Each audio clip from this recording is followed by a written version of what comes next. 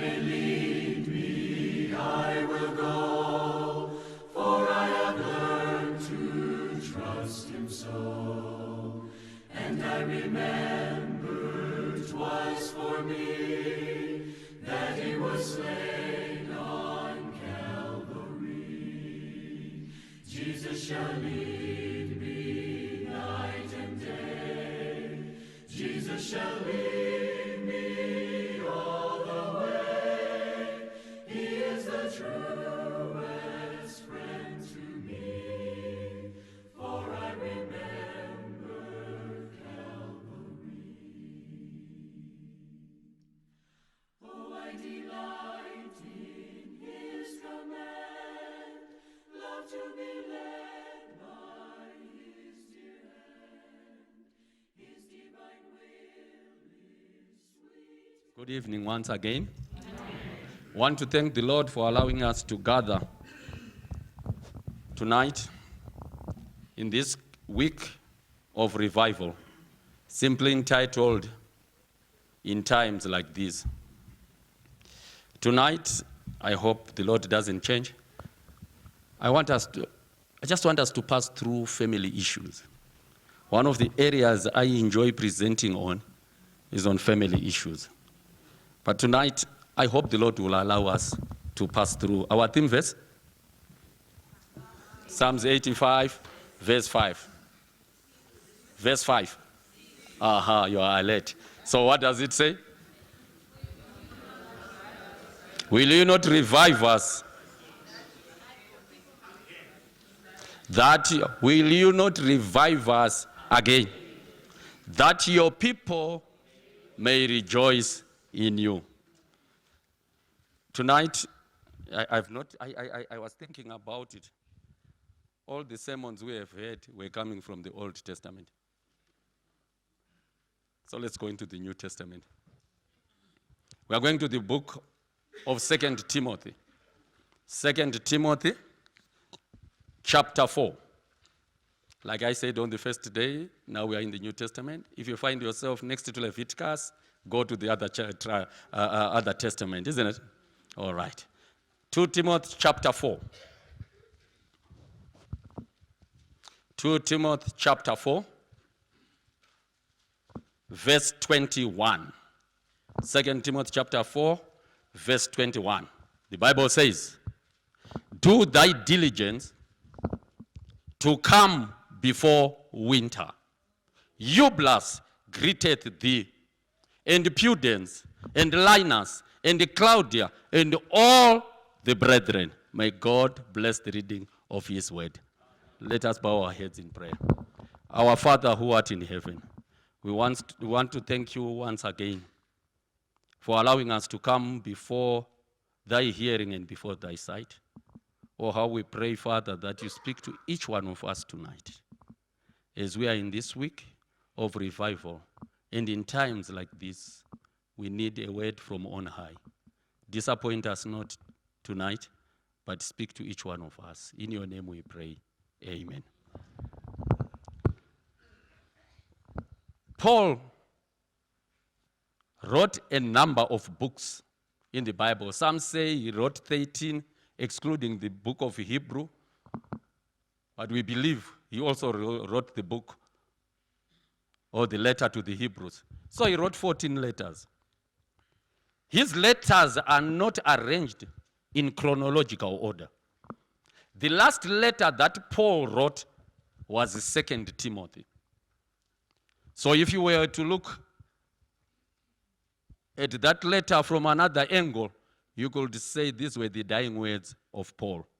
I have a sermon somewhere called The Dying Words of Famous Men. People say lots of things when they are about to die. Varied things. Some hallucinate, some cry, some weep, some smile. People do lots of things. But when Jesus was when they started crucifying him, he made the first statement, forgive them, for they do not know what they are doing. And he made 5 others in between. And the last one was, in my hands I commit my spirit. It was the last one.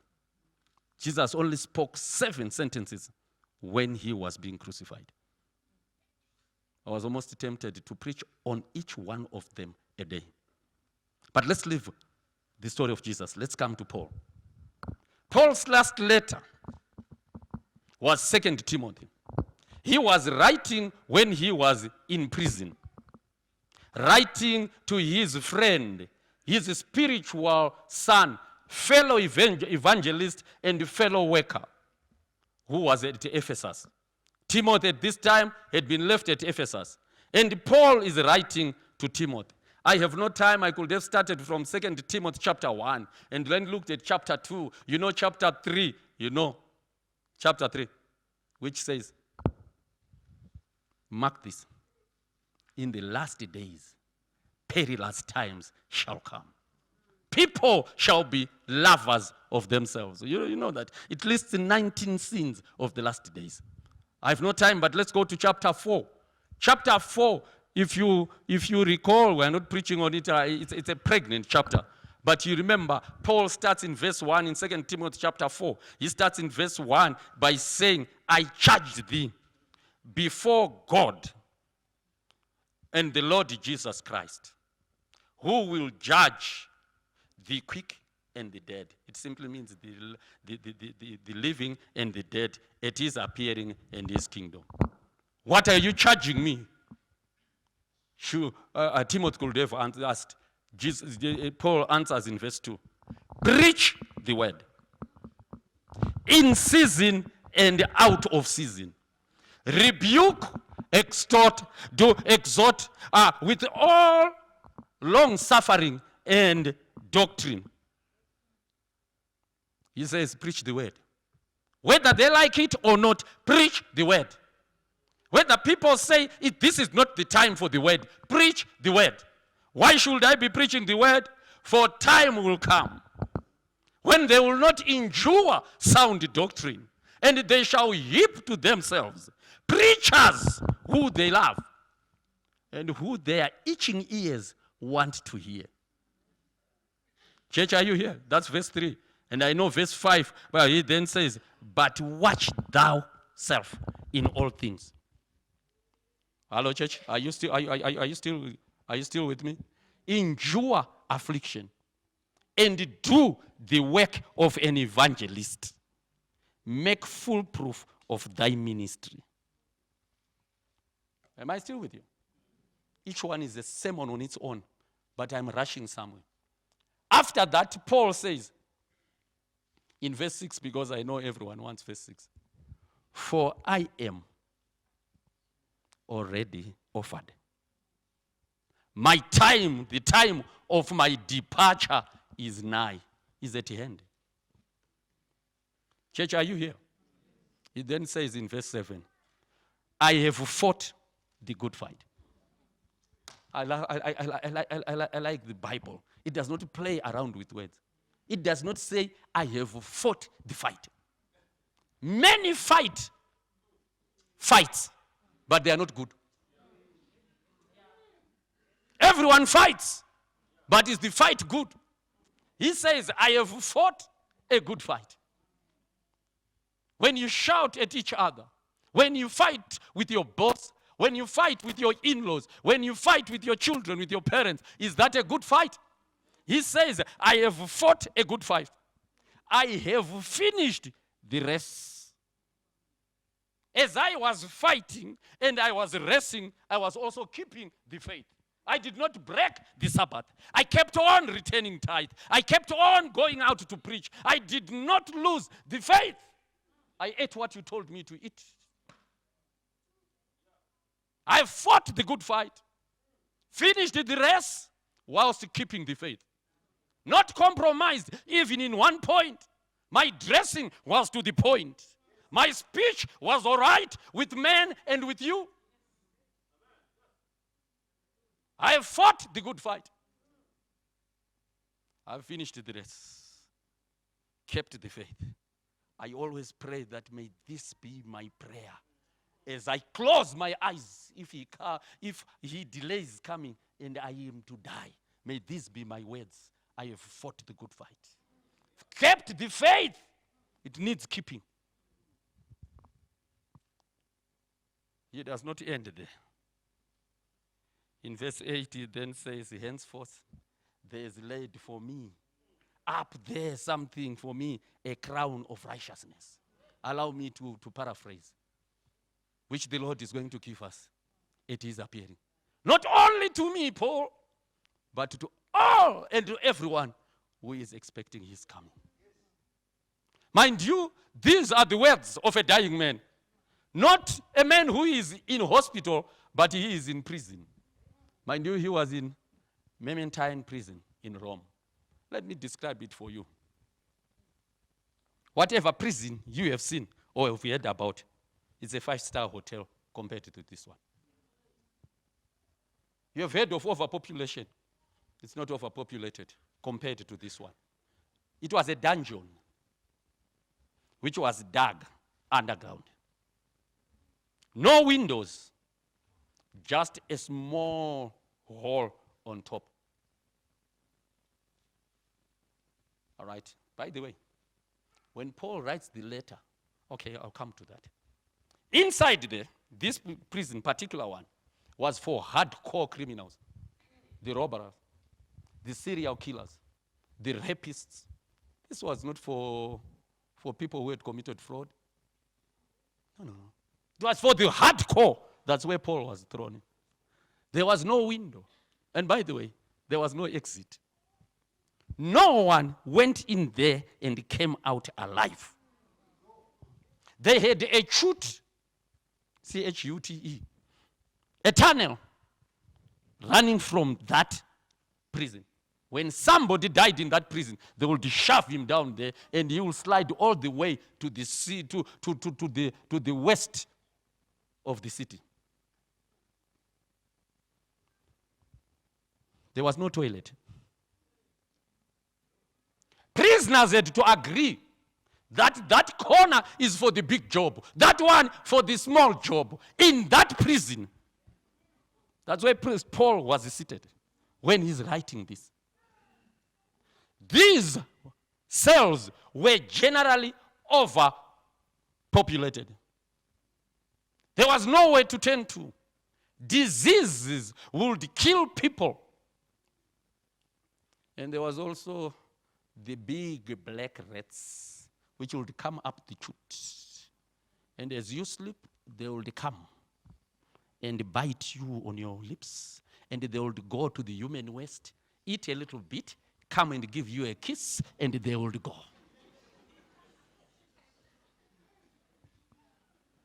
To those who sleep with their mouths open, they will deliver in your mouth.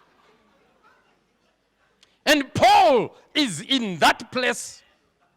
That's where he is saying, I have fought a good fight. I have finished the race.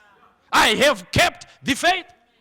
Around him, there was no one who knew about God. They were hardcore criminals who were used to cursing and swearing. Profanity.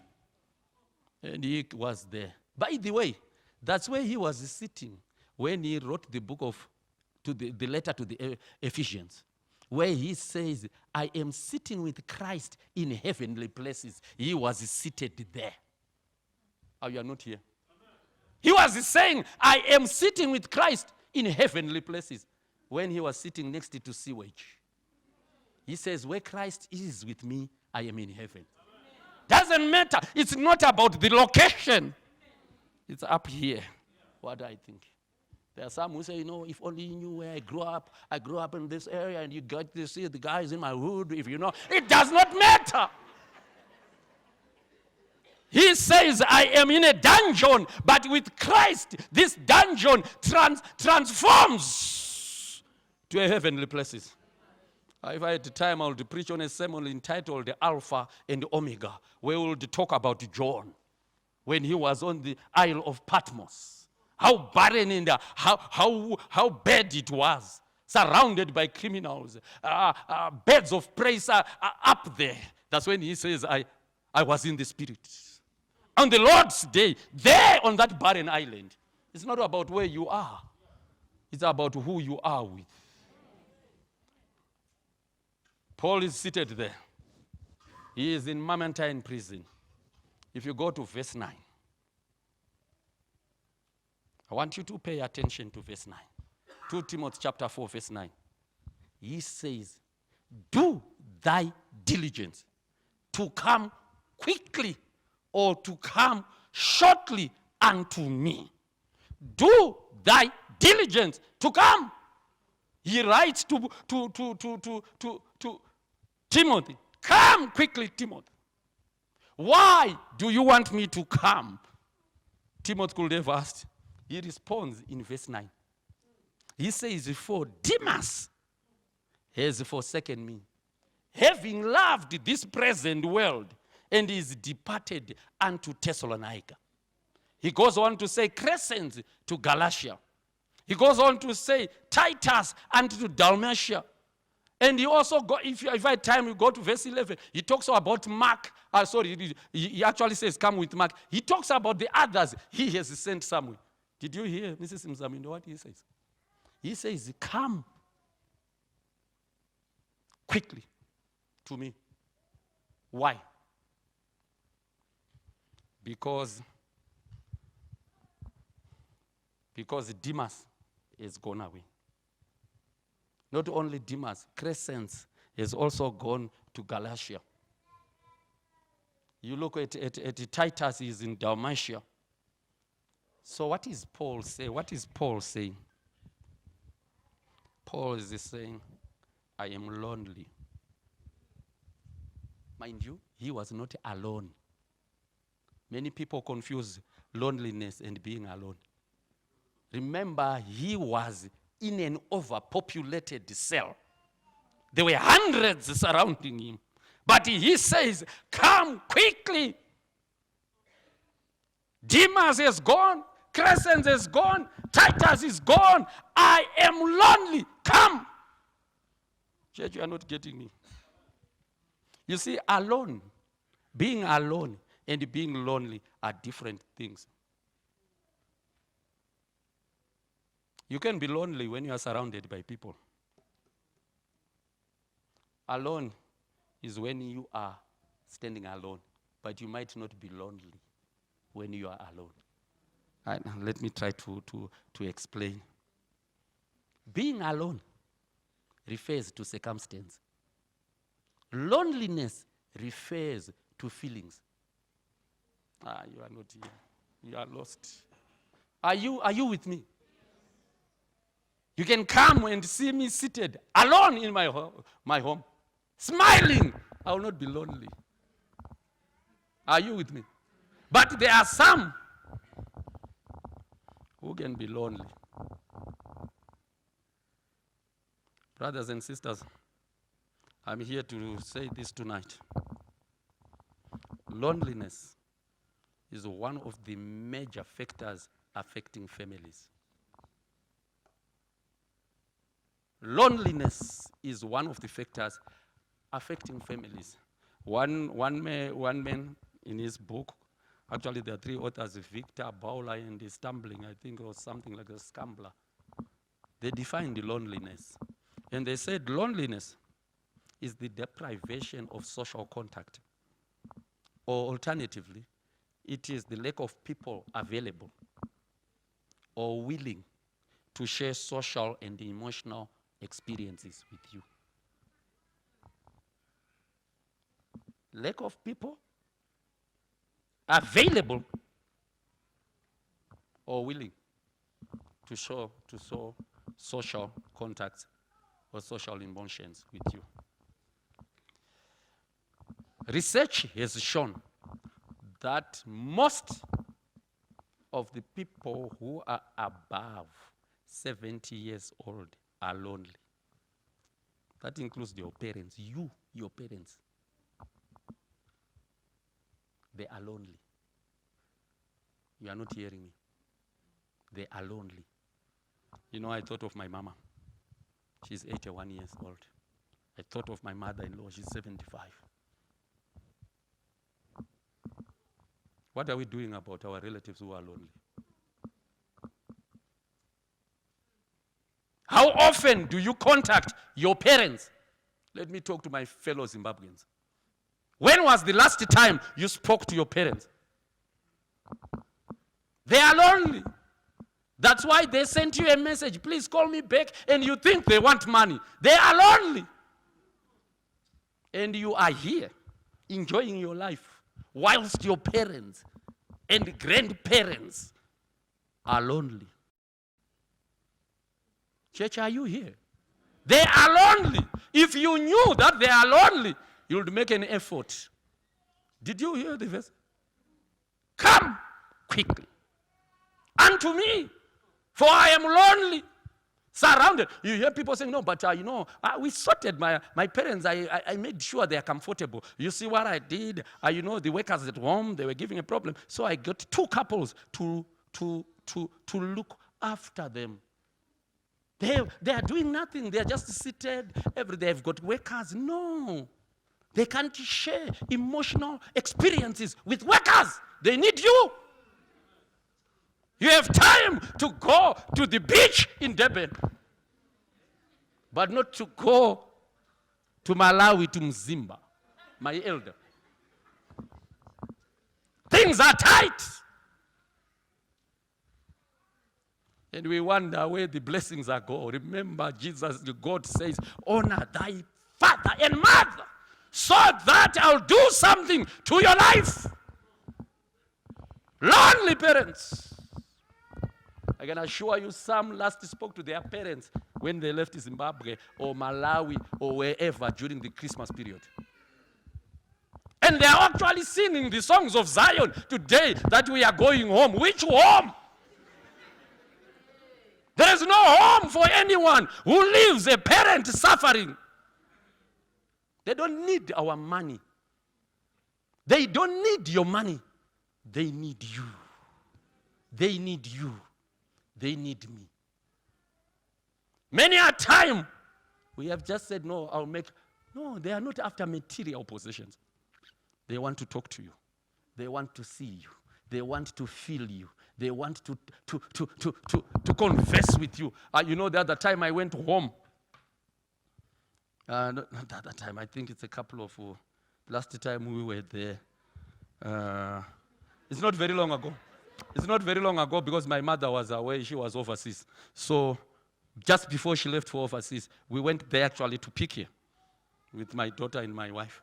So she starts telling them, you see, when you was growing up, there's a time when this happened near that store, near that rock, and she starts describing. And I was paying attention. And I asked myself, does she ever discuss these things with the workers here? No, she doesn't. She's looking for me and my family. Your parents are looking for you. They are lonely. That's why Paul says, come. It includes your in-laws. That includes your in-laws. They are also longing for you. When they say they want to see their grandchildren, they are not after the grandchildren. They want you. They know the grandchildren cannot drive because they are 5 and 7 years old. You'll come. They want you. So they're saying, come. And let me say to you, brothers and sisters, it's not only our parents that are lonely. We have lonely family members. A family member, a wife in a home with a father and 6 sons, but she is lonely. A father in a home where the mother has taken all the children to her side and he is lonely. Are all your family members not lonely? Is there no lonely one in your family? I'm not talking about somewhere else. Let's forget about where we came from. I'm talking about the people you are living with today. Are they not lonely? Can they share with you emotional experiences and emotional contact? Can they talk to you? Or they are lonely? Sometimes our children are lonely. So lonely that they feel at ease talking to somebody they have never met. This somebody is perhaps in the Caribbean islands or in the USA. They say, I met him on Facebook. To share experiences when mom and dad are sitting across the table. Check your family. Some of us, we have set ourselves so aloof that we can no longer bend down to other family members to move with them.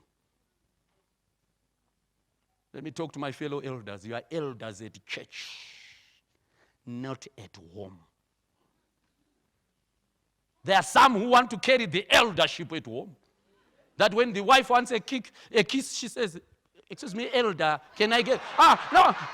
Don't make it sound as if it's a sin that the elder kissed me. You are the husband. You are daddy in that home. Don't make the family feel lonely. Be there. Physically, emotionally, be there. Some have become so busy that family members are lonely.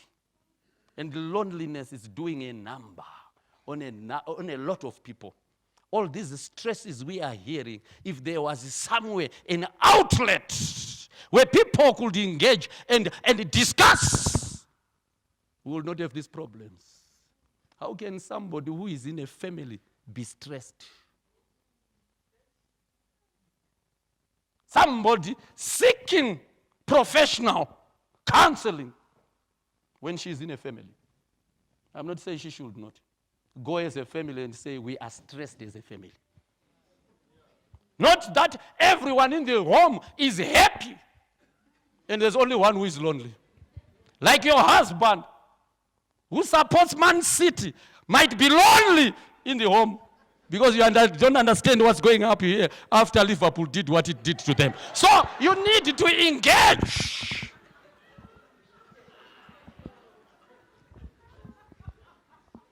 You have lonely people. You know, I could go on and on, but I want to tell you, we have lonely people. Some are lonely because they are diseased. They are not well, and people shun them. Even in homes, even in families, even in the church. There are people who are lonely because of diseases. Some because of their disability. They are lonely. When we plan a trip, we have no space for them. They are lonely.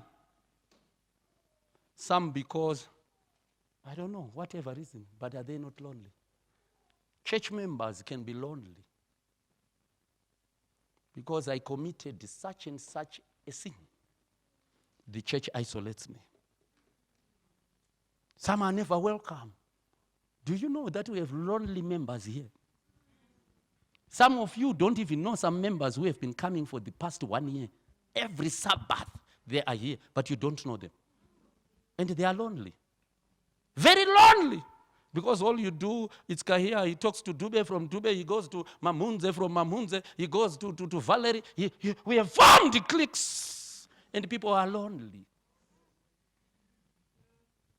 Turn to your neighbor.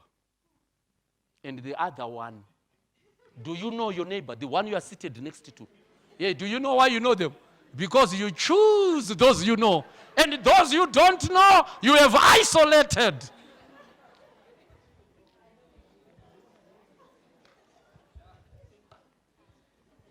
Let me move on. I think my time is going. Let me move on.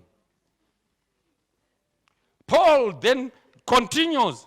He says, I have no time to talk about this, but it's powerful. He says, bring my cloak, my jacket, and also my parchments.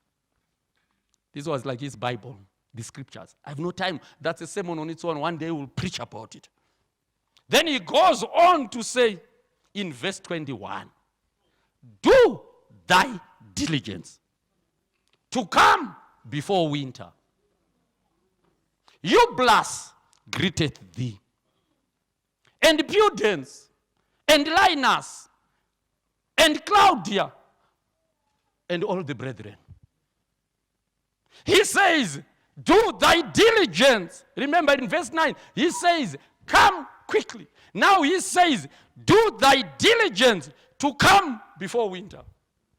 Paul was in prison, and he knew that his time was very short in prison. There was a sea. between Rome and where Ephesus is. Vessels, ships could only sail when it was not winter. Winter would start in November to March. And during winter, no vessel could ply the seas.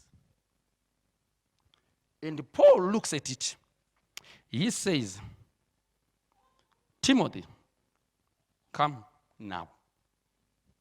Because if you wait until winter, you will not be able. There will be no vessel. For 6 months, you will not come. By the time the vessels will start moving in spring, by then I'll be dead. So he says, you have a small gap. If you miss this window between now and the winter, you will never be able to travel during the winter period. Number one. By the time it is over, I will be dead. Nero would have cut my head off. So come now. Don't come late. Did you hear what he said? Do thy diligence. The situation might not be permitting. Circumstances might be hard, but do everything within your power to come before winter. I know coming to me will not be a stroll in the park, but do everything you can to come before winter. Do everything to come against all odds. Come. Otherwise, you will never see me alive. Come before winter. There is no record anywhere which I've come across which tells us whether he got there in time or not. But what we know is Paul never left this prison. Nero called him out. Remember I said no one would live alive. Nero called him out, put his head on a block, and he chopped off his head. During this period, that's when he died. And he says, come before winter. Brothers and sisters, I want to say to you, winter is coming in our families and in our relationships. So you better come before winter. Whether you like it or not, winter is coming. Let's learn to love. Let's learn to live happily before winter.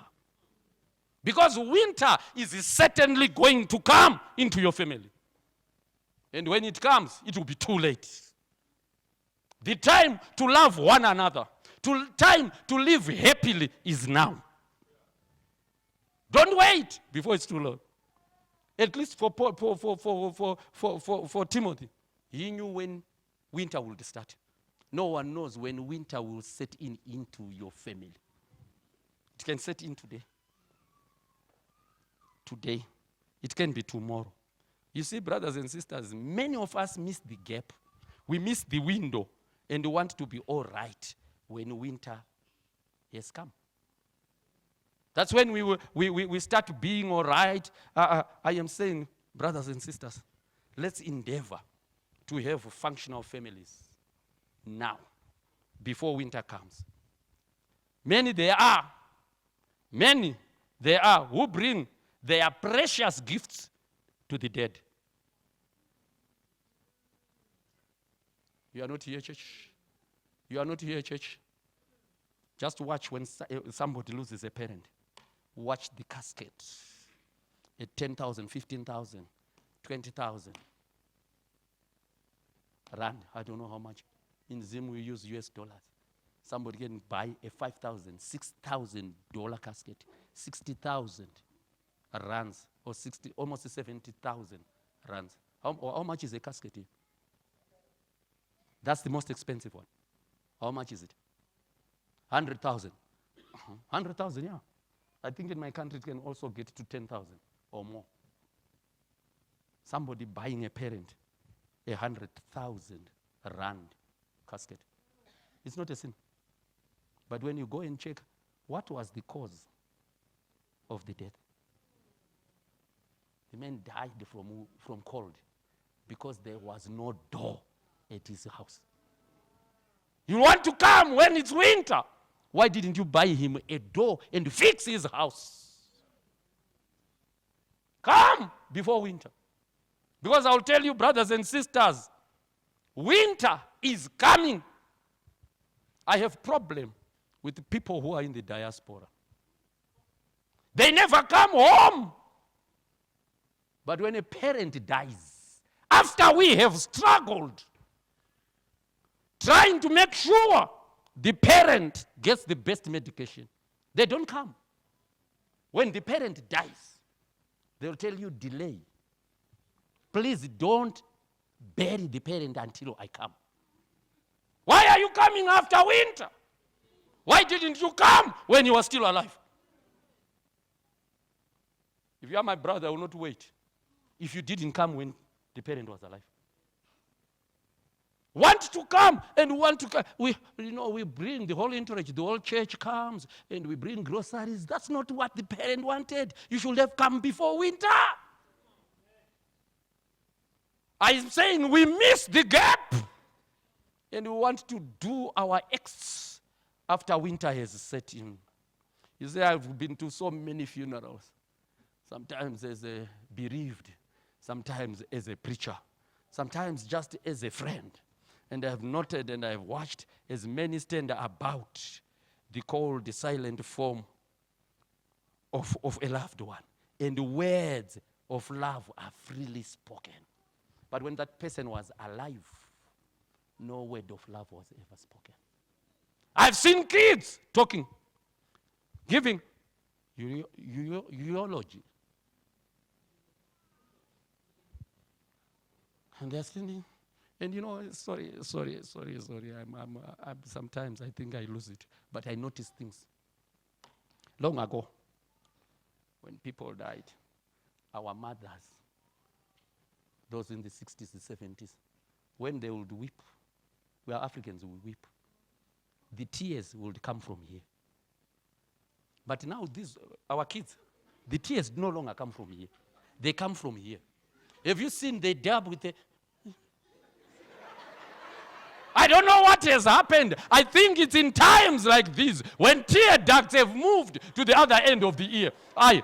You find them doing this. And you still find the three kids, three siblings holding hands. Standing by the graveside. We don't know what to do. You see, our counselor is gone. Mama, who is going to teach us? But last night, she was in a nightclub. The mama called her and said, I want to talk to you. You are taking the wrong path. And she says, I'm of age. Now she's dead. You are now saying we don't know who will give us advice. Coming later on in winter, after winter, it's gone. I've seen it. Spouses, husband standing by the grave. You have gone, my darling. If it were not for you, our name, family name had gone. You gave me sons. I wanted to thank you. Why didn't you thank him? And the sons are now in their 30s. Where have you been? Winter has set in. That's the same with wives. Say, this man looked after my dad. He's the one who was taking care of my dad until he died. I was hoping that one day I'll be able to say thank you to you, but you never gave me a chance. But the father you are talking about, that happened in 1986. Now that's when you want to tell me. You can't. Our children, you hear them saying, no, by the graveside, I wanted to thank you for everything that you did for us, Mom. The greatest sign of gratitude that a child can give to the parent is doing right. That's all. Just being obedient and doing what is right. Your parent will be happy. It's not about buying us anything. But many times we want to come and give good words. The best let me coin a new phrase. I gave you that phrase, but I'll repeat it. You want to give the bestest. Come on. The bestest words to the dead. Had those words been spoken when the weary spirit needed them so much, when the ear could hear and the heart could feel. Hello? There would have been like a precious fragrance to that person.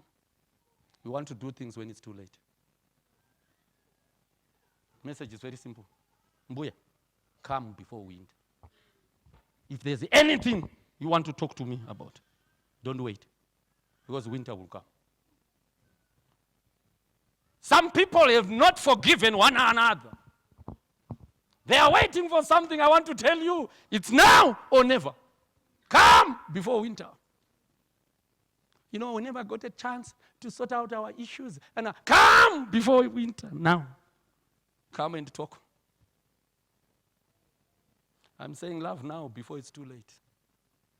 Visit now before it's too late. You say, I wish I had. You know what I wanted to do? I was planning to visit, but then, I got busy, and the other day I got lazy. Visit now! Sometimes I look at parents. Small boy, their son, 6, 7 years old, comes. Mom, can I have some yogurt? What's the answer? Where do you think I get the money from? Do you think money grows on trees?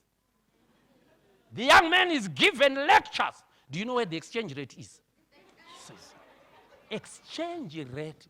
The young man does not know. Did you hear what the government said about the salaries? That there will be no increase. Did you not hear? Did you hear what the percentage was? Spoken by the Minister of Finance. The little boy, a 7-year-old, is listening. So when the Minister of Finance appears on television, the young man just says, that's the man who denied me some yogurt, that one. And the youngster wants just a small tin, the small one. Fast forward, 2 months down the line, the little boy falls sick and he is in hospital. And he's in hospital. He's not eating. Mama will bring 2 canisters. Not the small ones, the big one, vanilla and banana. Daddy will bring 3. Blackberry, mixed fruit, and plain. And they say, why don't you try this? Too late! He has no appetite. Winter has come. You should have given him when he had appetite. Too late! He says, do thy diligence. I know someone might quote lack of time, lack of resources. That's why the verse says, do thy diligence. It's not easy. Do everything you can do. Strive to come. And come before winter. I set goals in my life, in my personal life, business, church. I set goals every area of life, including my marriage. I said to my wife this year, I can't see, but I see where she's seated there. I said to her, my objective this year, concerning us two, my objective this year is to make you happy. And I'm going to make you happy. That even if I die, you will remember that 20 was the year of happiness. I've set a goal of making you happy because I don't know when winter will set in. Let me tell you, brothers and sisters, time is now. Where we should sit around as a family, having candlelit dinners, going for picnics. Because winter is coming. You're not hearing me, Segu? Winter is coming. I'll tell you soon, and very soon somebody will remember this sermon. Winter is coming. Do everything that you need to do. People often regret failure. All right? And they say, when they failed to say, I love you, or thank you in time. Many people live in the I wish, if only I had. And I'm saying, do thy diligence, and do it now. Some have families in Malawi, in Zambia, in Zimbabwe. When are you going to live with them? It's now 5 years you have been here. When are you going to enjoy your marriage and your family? Do so before winter sets in. I don't know what you have to do. Don't come to me and say, but my circumstances are like this. I am not interested. All I am delivering is a message that do thy diligence and come before winter. How you do it is none of my business. But do what you need to do before winter, because winter is coming. As surely as the sun rises from the east to the west, winter is coming. Ajumene, you remember what we do in Malawi? When there's a funeral, after burial, there's then the wreath laying service where people bring flowers. I attended so many funerals in my beloved, my second home of Malawi. People would bring. I've never seen such a service. Church members, workmates, family members would bring flowers. I remember I attended a funeral where the heap of flowers got to somewhere here. All right? Okay. And I said, indeed, he was loved. But I'm here to declare that is very good. But I'm here to declare that one rose given in time is more than 1,000 roses on a tombstone. Just one is worth more than 10,000. Time to love one another is now. Time to spend with one another is now. In times like these, winter is coming. It's because of the loneliness and our failure to see that winter is coming. That's why some of us are very powerless. We grieve without end because sometimes we are guilty.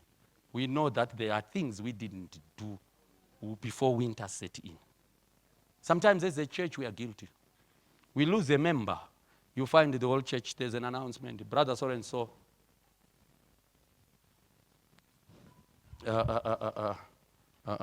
died last night. So church, this is our funeral. He was one of us. So the men's organization, Amo, to your corner. Ladies, youth, let's see what we can do in our respective groups to contribute towards. And church treasurer, how much do we have? The church moves. That's good. That's very good. But it's not the best. Because when you go and check why that person died, he died due to lack of medical attention. Why didn't you pay for his medical bills? We go and we are so consumed about burying a church member when we were not involved when he was still alive. Church, are you here? Do you know that amongst us there are some people who are ailing, people who are sick, who are failing to get medical attention because they have no money. But if they die, even if they are from Congo, DRC, we'll find money to send the body there. Why don't you deal with them? Why don't you attend to them now? Are you here, church? You know, I'm simply saying we attend funerals rather than visit the sick. Giving each other the choicest food when we are sick. And the compliments, we lavish on one another at funerals. But I want also to say something. Some of us want to start to work for the Lord when winter has come. When you still have energy, you don't want to work for the Lord. But when you are when you are sick and diseased, not dead, diseased, and diseased, and you've been told that the condition is terminal, that's when you start moving around and you can hardly walk. Steps to Christ in the end. Do you want? Why didn't you do it when you had energy? And you want to come before the church? Say, brothers and sisters, I want to tell you, God is laughing. Before I fell sick. God wants to use you when you are still healthy.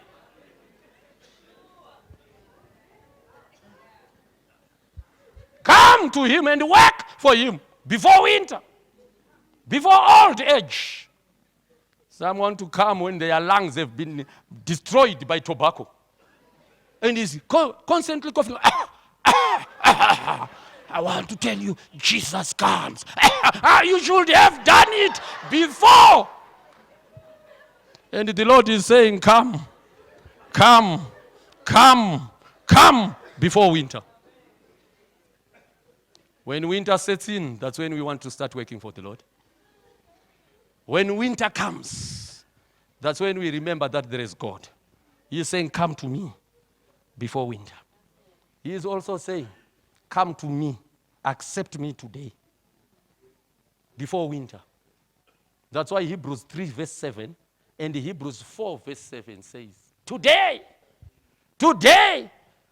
harden not your heart when you hear his voice. Today, why? Because winter is coming. But never get the time to say, here I am, Lord. I accept you. Tino, come, Tino. Let's do something. And then we go home.